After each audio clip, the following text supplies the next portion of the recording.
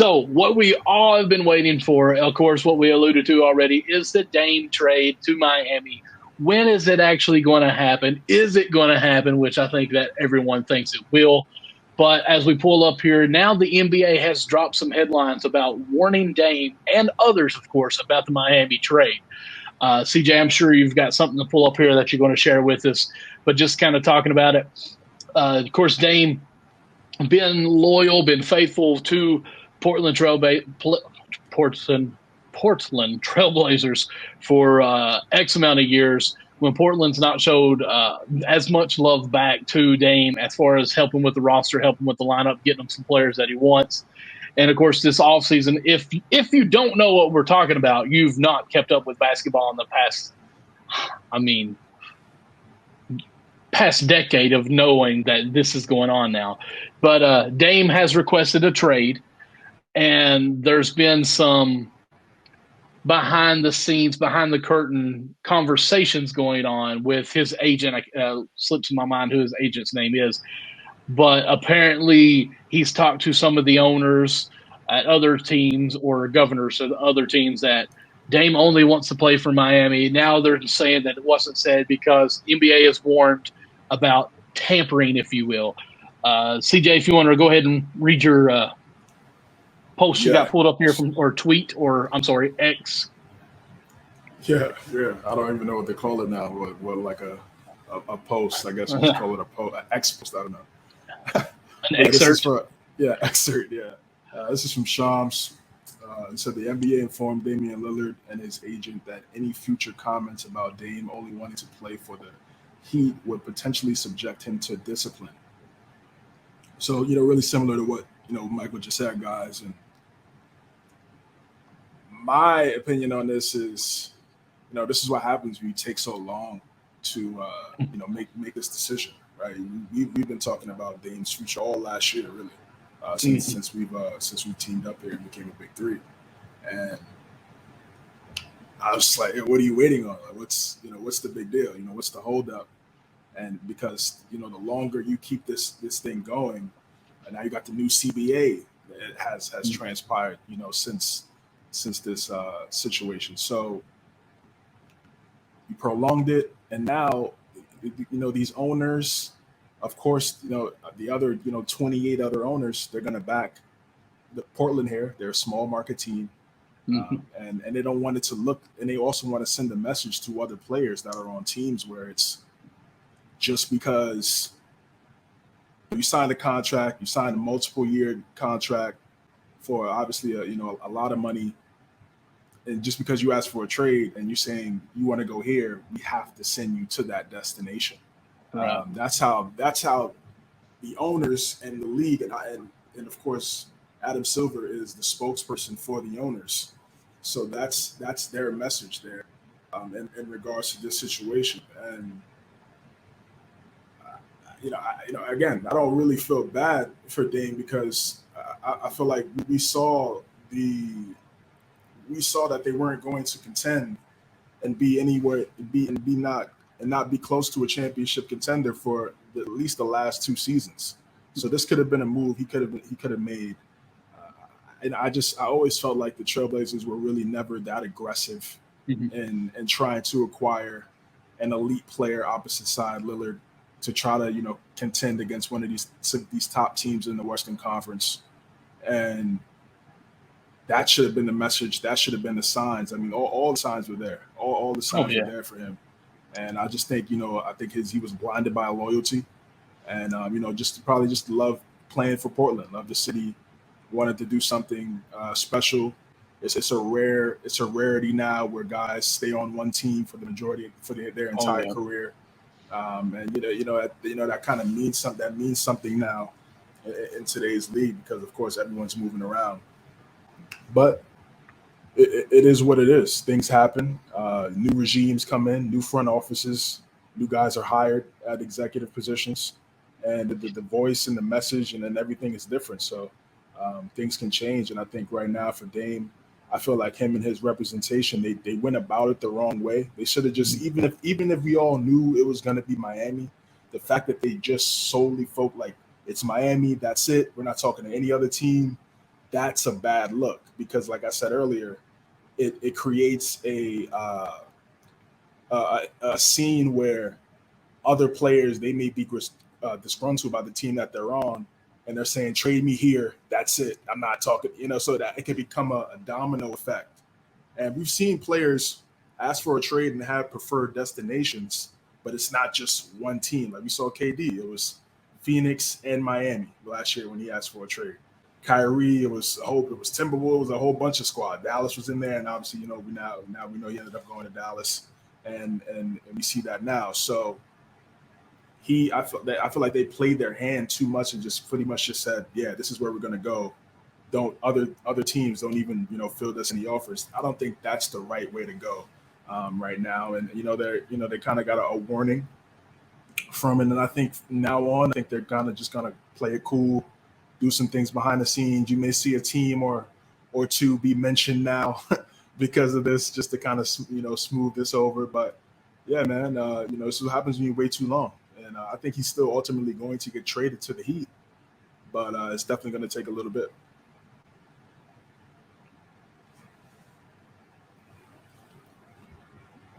I think your mic is muted, brother.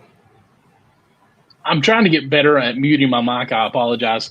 But I'm sorry I'm not looking up at you. I'm trying to look at a tweet that our guy, Greg, down in Miami, actually South Carolina, covers Miami, he put out about this situation. I read it today. I'm having a hard time finding it because at first I'm like, here we go.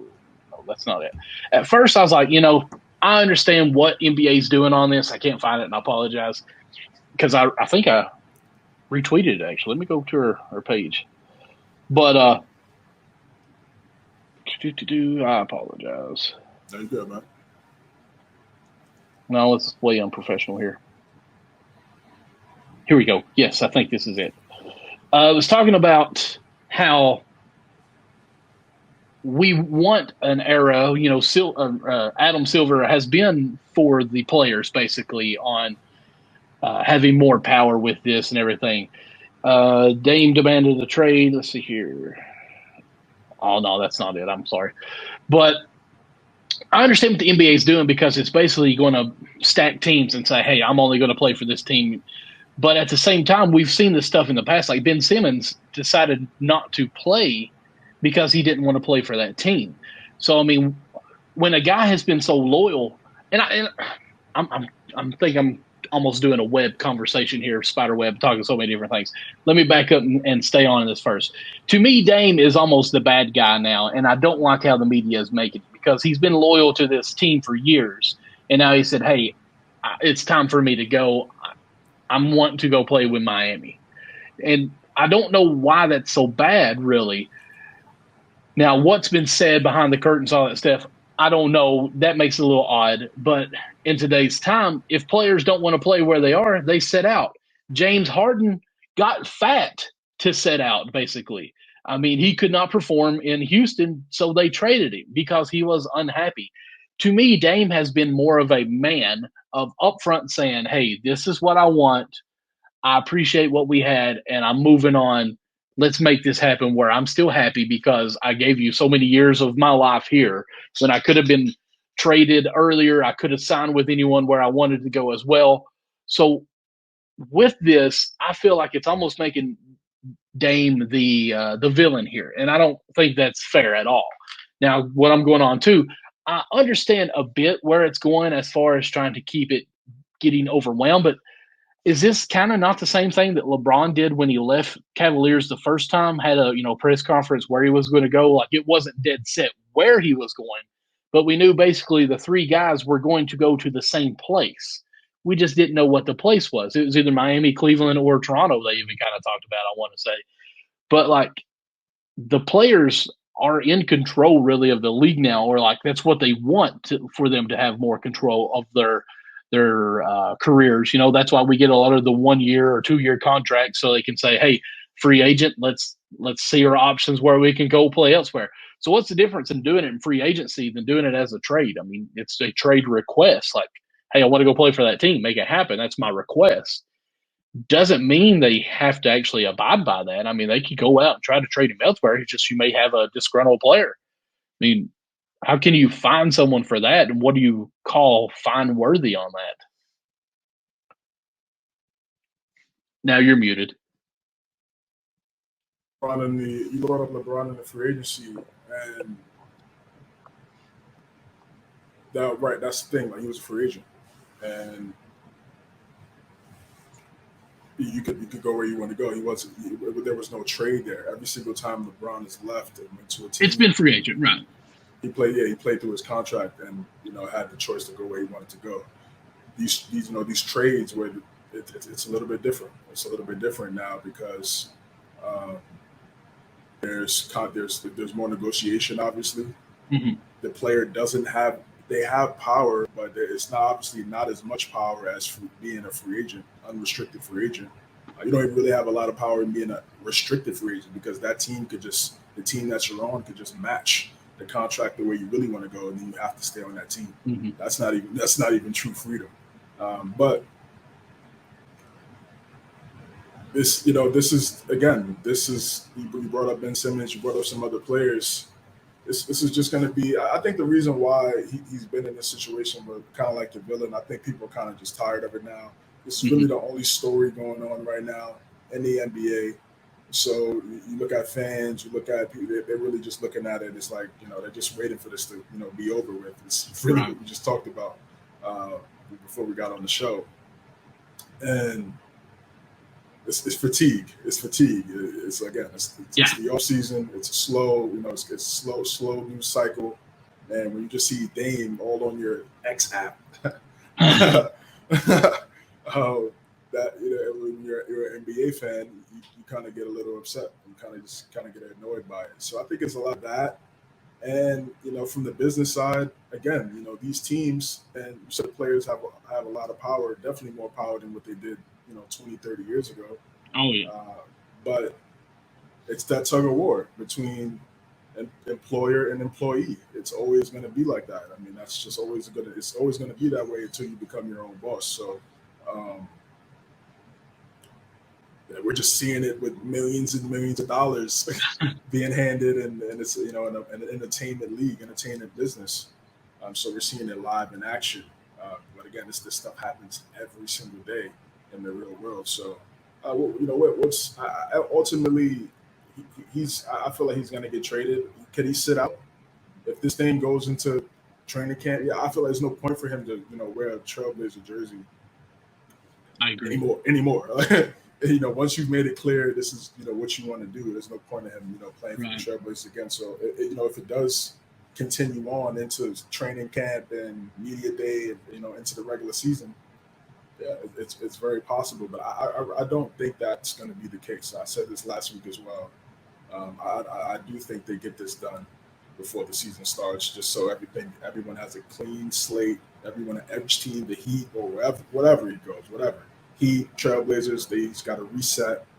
And but this was a warning, not just to Dame, but also to future players that, okay, listen, and the representation. Like, this is they're trying to control how you want to do. If you want to be moved, you can't just say this is it. That's it. I'm not talking to any other team, because these other teams would be like, what do you like? No, like, you're not going to talk to us, or you can't just do that. Remember, you're under contract. So it's going to continue to be that tug of war going forward. But, and I mean, I don't want to stay on this subject for so long because it feels like we've been talking about it for 2 months. But, like, I'm a baseball fan too, and I know you like New York quite a bit up there, the Yankees. What's my thing is, how can you hold your representation? I cannot speak tonight. Accountable for what they say. Because I think back when Freddie Freeman, when he used to play for the Atlanta Braves, and, of course, during the offseason, of course, I want to say it was negotiation. I don't think he was a free agent in that term as well. Nice cut, by the way.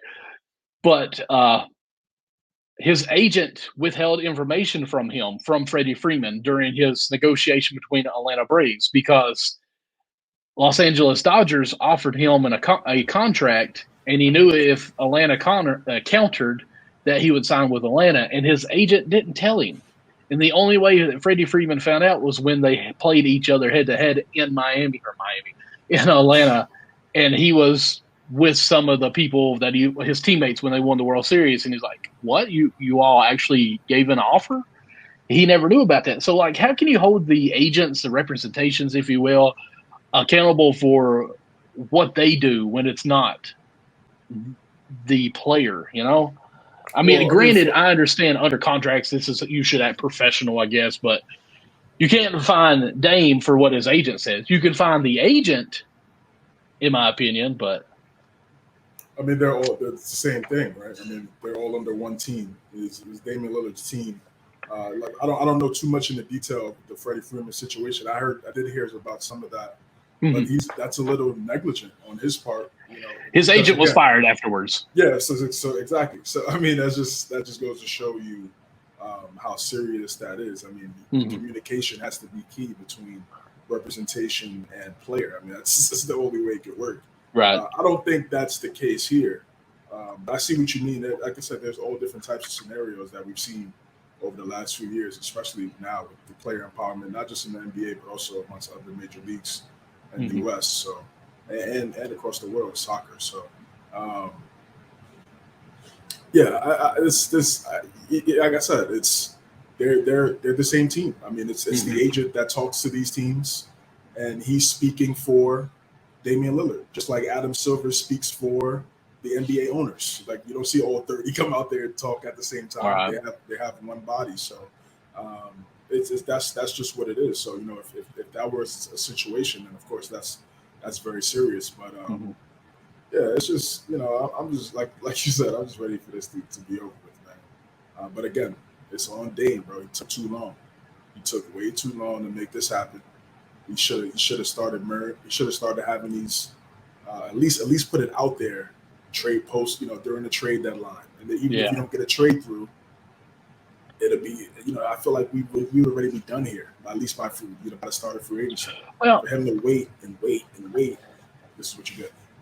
I feel like Portland's at fault here, though, because you've got a man who's been so loyal and wants out, ready to go play, and there's a team that wants him.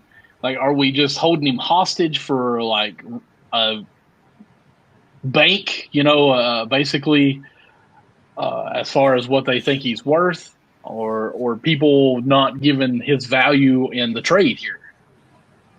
Yeah, I don't know what. Again, too, we also don't know what that trade looks like. I've seen Greg post some trade scenarios on his page. Some look kind of crazy. I'm not gonna lie. Like kind of just like a Gobert-esque type package. But hey, Damian Lillard is better than Rudy Gobert, so absolutely, I wouldn't be too surprised there. But it's both. Honestly, to be honest with you, I see what you're saying. What's the holdup? But again, as I just said, Dame, it was really a holdup for both. Because we were waiting for him to actually say, "Do you want to be traded this offseason too?" Yeah. And then he came at players saying they were running from the grind for leaving teams, and you're saying, so it's like you kind of created this scenario where it was like you didn't want to go anywhere. Now that you see what it is. And honestly, a lot of people saw what it was before you saw what it was. Yeah. But it took for you to see it, and now here we are. So I personally, I feel like yes, it's on Portland because they didn't surround him with the right players during his time there. You saw how great he was. You make a big splash for a guy and just see if it works. Clippers did it, Mavs did it, Phoenix did it twice. So it's like you're seeing these other teams make moves when you got a star player, and they just kept their hands together and just never made that. The only trade they made was exiting one of the guys. They didn't even really bring anyone in. So, and then again, like I said, for Dame, it just took too long. So it's just that back and forth, and hopefully we get something done soon.